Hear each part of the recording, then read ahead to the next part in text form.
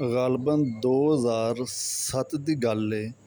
बाबा जान उमरे ते गए थे और काफ़ी पीर भाई भी उमरे ते बाबा जान दे नाल गए हैं। काफ़ी बड़ा ग्रुप सी, ग़ालिबन 60-70 लोगों का ग्रुप सी।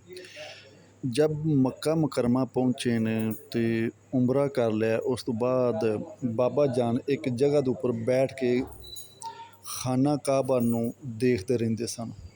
तो एक दोस्त ने रफीक भट्टी साहब, वो बाबा जान दे चेहरे नूं ना टिक टिकी लगा के देखना शुरू किया। एक होर साडे जो पीर भाई ने, वो पहली दफ़ा गए सन, वो कहंदे ने इन्ना पैसा लगा के भी ये भट्टी साहब बाबा जान दे नाल आए ने ते खाना काबा दे बदले बाबा जान दे चेहरे नूं टिक टिकी लगा के देख रहे हैं।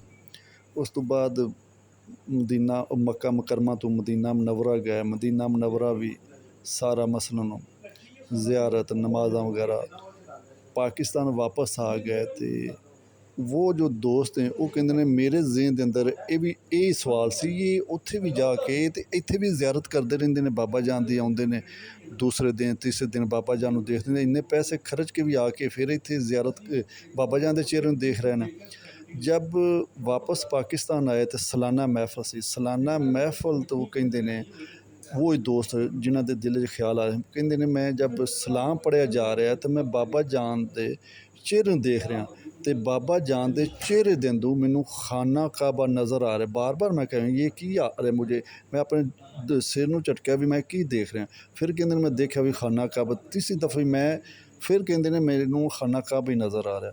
आंदे ने फिर मैं सोचा जो रफीक भट्टी साहब उसले मक्का मुकरमा बैठ के बाबा जान दे चेहरे नूं टिक टिक लगा के देख रहे सन, वो सही देख रहे सन, क्योंकि रफीक भट्टी साहब नूं भी बाबा जान दे चेहरे दे अंदर खाना काबा ही नज़र आ रहा सी। लेकिन ये एक बजुर्गों की मर्जी, जिन्हों चाहन अपना आप दिखा सकते हैं या जिन दियां अखां तो चाहन पर्दा उठा सकते हैं। वो दोस्त फिर बैत हो गया और बाबा जान के उनसे वो बेसिकली सरकारी अफसर सन।